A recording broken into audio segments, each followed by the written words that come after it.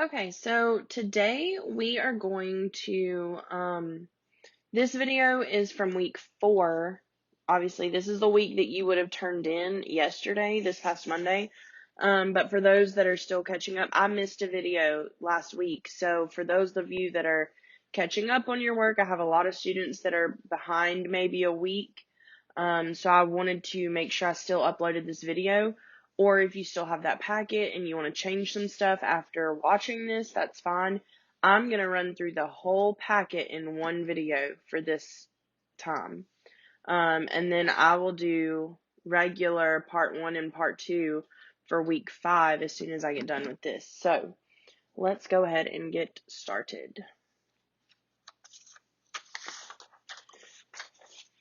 This week we are reading Shipped Out. Okay, I know a lot of you, I've heard from a lot of people that they're getting confused about these questions right here and the fact that there are questions before we even start reading the passage. Do not let this questions trip you up. Like I said in the very first video, these questions are just to get us thinking about what we are reading. We do this anyway. These are things that you do naturally as a good reader. They are just asking you to really think about the process. A lot of times we make predictions and we make notes of interesting words and all of that stuff and don't even think about it. We do this without even paying attention to it because it's a natural flow of our brain.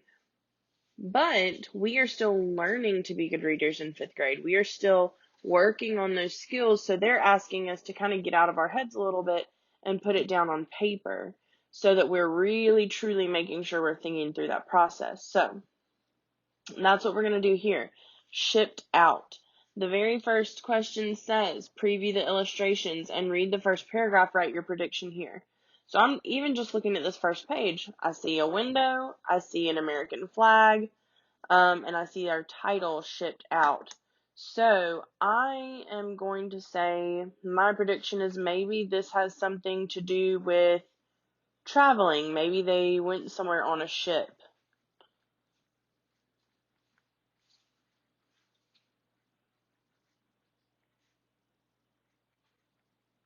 And I'm just writing my prediction here.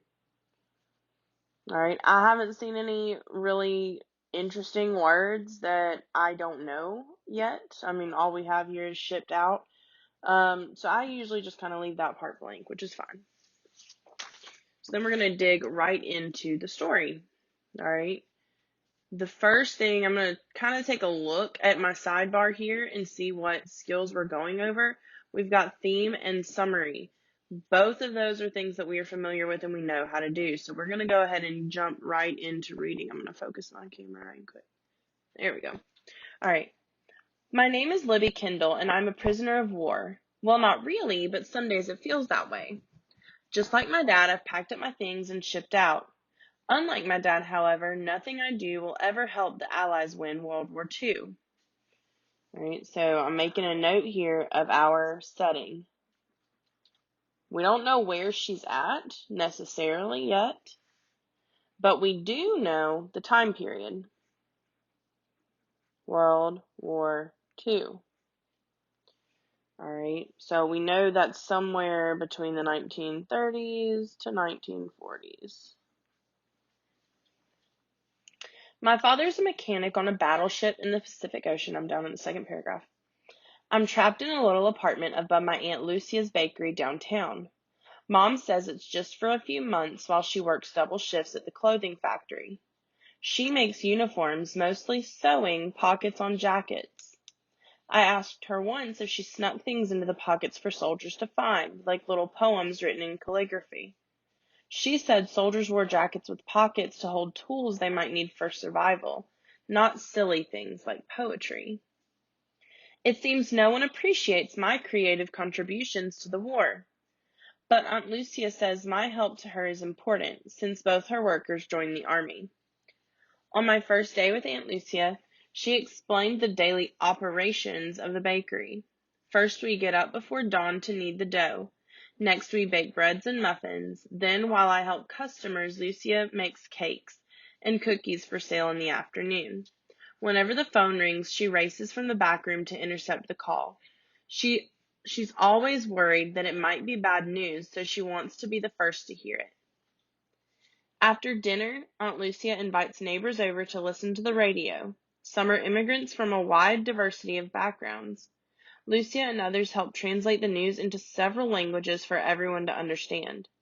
But I always listen closely for any bulletin about fighting in the Pacific. Sorry, got too far ahead. So, let's take a look at our sidebar. What information supports the idea that different people can contribute to a cause? Underline the evidence and write your answer here. So, contribute, that's a big word. Second time we've seen it. If you're contributing something, that means you're giving something. Like if we're talking in class and you contribute an idea to our discussion, you're giving your idea to the discussion. So, what information supports the idea that different people can give something to a cause?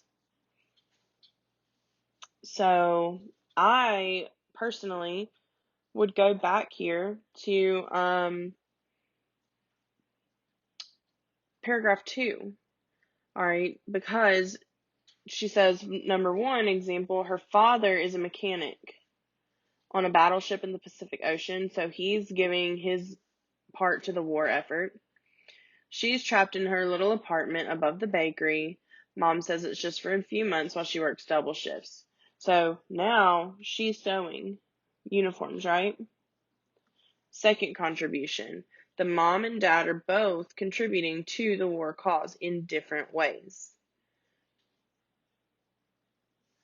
And then we come down here and we see a little bit of our narrator's contribution, but they don't talk about that too much yet. So I'm going to say over here, mom and dad,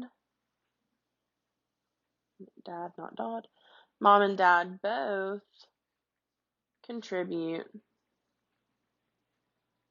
in different ways.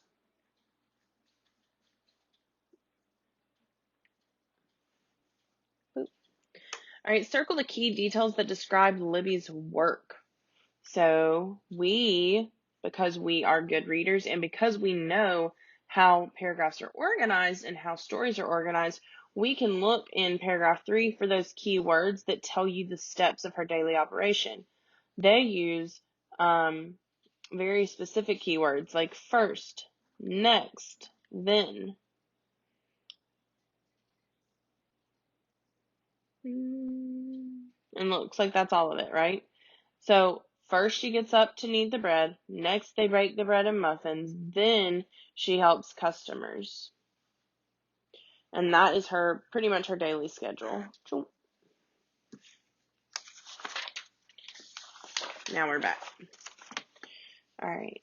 I remember how intently my parents read reports about the war, which I rarely understood.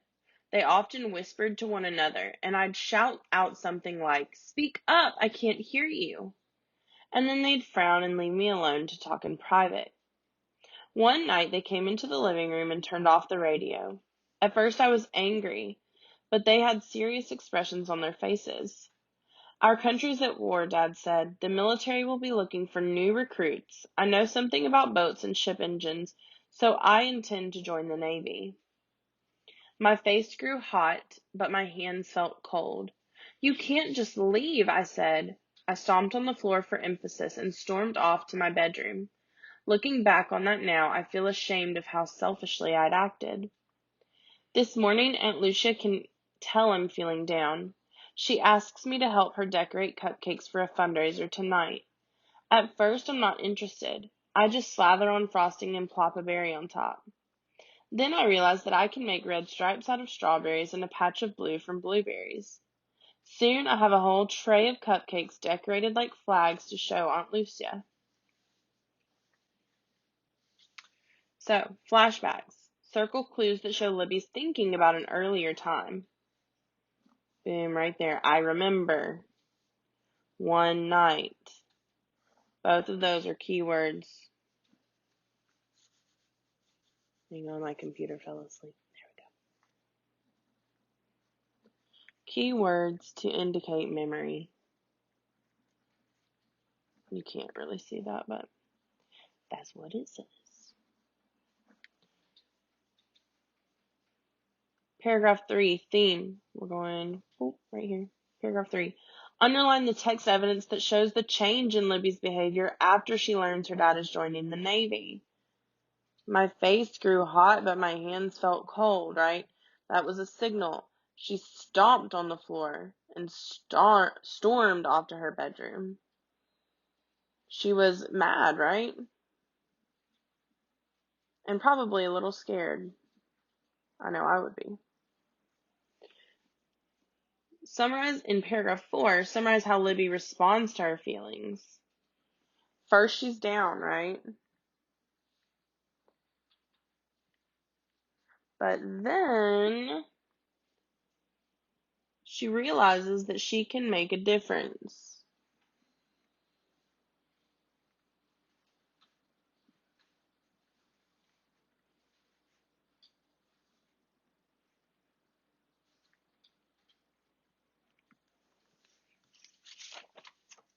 All right, jumping over to the next page. Those are wonderful, Lucia says. I'm sure they'll sell better than anything else. And for the first time in weeks, I feel like I've done something right. I think of all the money we might make at the sale and how it may buy supplies for my father. I enlisted in the Navy to help restore democracy in the world, my dad said on the day he left. Now you be a good Navy daughter and sail straight, young lady. I promised I would as he went out the door, and I slipped a little poem into his coat pocket. Here's a little rhyme to pass the time, it said. I love you back in the USA. I look at the cupcakes and wish I could send one to my dad. Instead, I'll draw a platter on which they're piled high and send the picture off to the Pacific with a letter. That way, my dad will have plenty to share with everyone there. Theme. How does Aunt Lucia try to cheer up Libby? What effect does this have? So, Aunt Lucia tries to get her to decorate the cupcakes, right?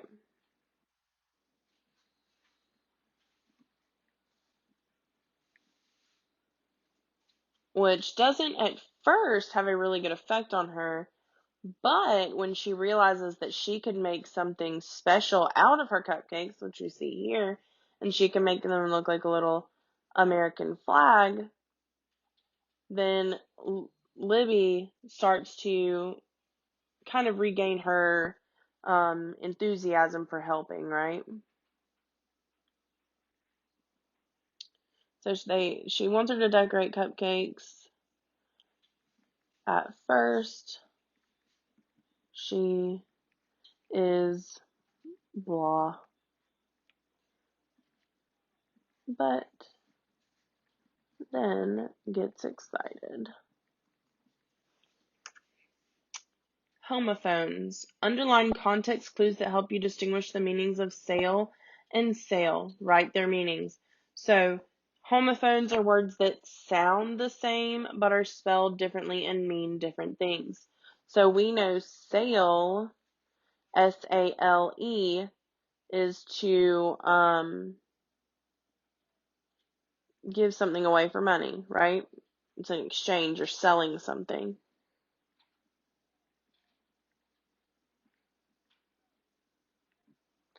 But when you sail, S-A-I-L, that means to ride in a boat.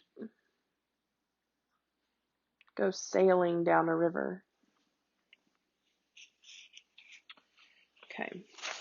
I am not going to spend a whole lot of time on the vocabulary in this video because you guys are doing so well on your vocabulary consistently. Everybody that's turning in their packets, I am just seeing really good examples of vocabulary, and you are really working hard to get this part of your packet done, so I appreciate it. The part that we are having some trouble on is when I see you guys get to about this part of the packet where we start putting those skills to test, that's where we start slacking off. And I don't know if it's because we're not understanding or if it's because we are just don't feel like doing it. So I'm going to go through this one a little bit more in depth and see if that helps. Summarize. Summarizing can help readers evaluate details to determine key ideas as they read. We know why we summarize. This is to help us chunk what we're learning so that it's not so overwhelming to remember. Because if we can make things more concise or we can make things smaller, it's a lot easier for us to remember. And it also helps when we put things into our own words because you're trying to make a connection. Summaries help us make connections. So, your turn. Summarize what Libby's father plans to do on page 102. Let's flip back and refresh ourselves even though we just read it. Here, this is when she gets mad. What is her father planning to do on this page? Exactly. He is planning to join the Navy, right? So in my own words, I'm going to write a summary. Libby's dad is planning to join the Navy in order to help his country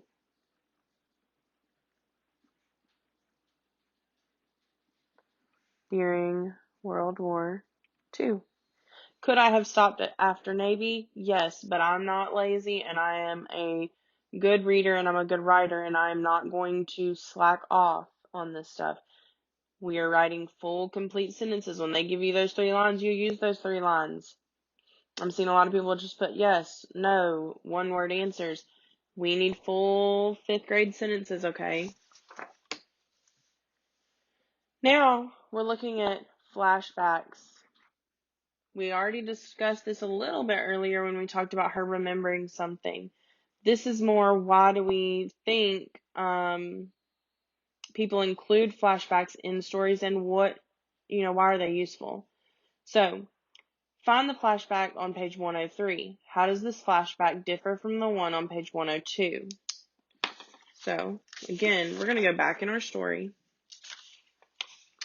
102, her flashback was of her getting upset, right? It wasn't overall a good flashback. It was kind of her being embarrassed and ashamed of herself. But when we come over here to 103, our flashback is in paragraph 3, where it says, I enlisted in the Navy to help restore democracy in the world. My dad said on the day he left. So, how are the two different? Well, we already said on page 102,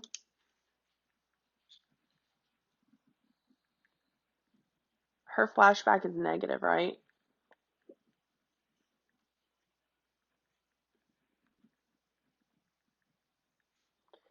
Libby is probably having some regrets about acting the way she did.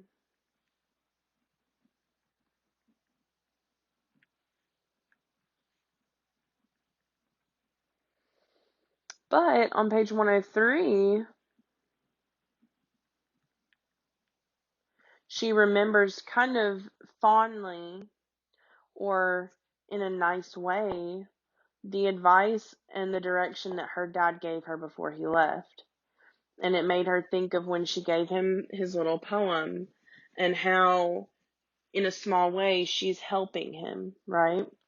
So on page 103, her flashback is positive.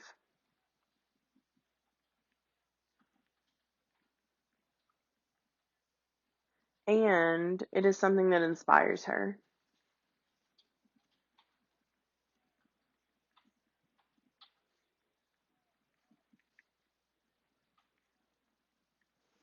Okay. All right, last part. And this is where we're really struggling a little bit. So one thing you need to notice is that in every single packet, These things right here, what they're asking you to do on the graphic organizer, they have already exampled right here. Okay, so what they're wanting you to do is identify the theme. To identify a story's overall theme or message, consider what the characters say and do. Analyze the characters' relationships and conflicts or problems. In addition to the main theme, some stories may have multiple themes within them. Think about how characters change as a result of what happens to them to help you infer these themes. So, what does the character say and do? What happens to the character?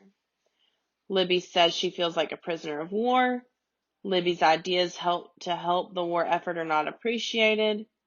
Libby's father has gone to war. Her mother must work double shifts. Aunt Lucia needs Libby's help at the bakery. So what is our theme?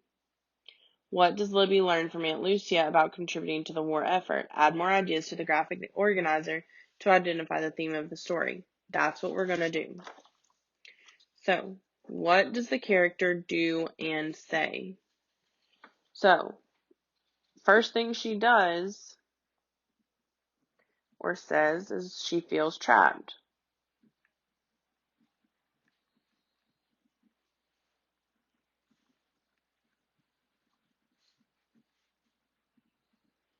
She feels like a prisoner of war.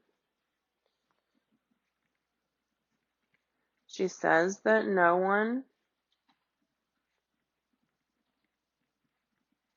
appreciates her contributions.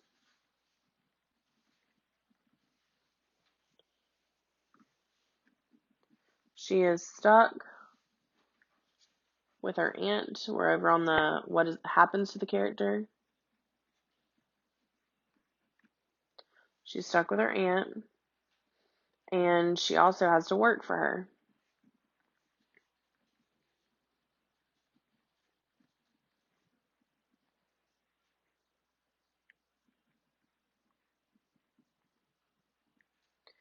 And when she's working for her, she learns to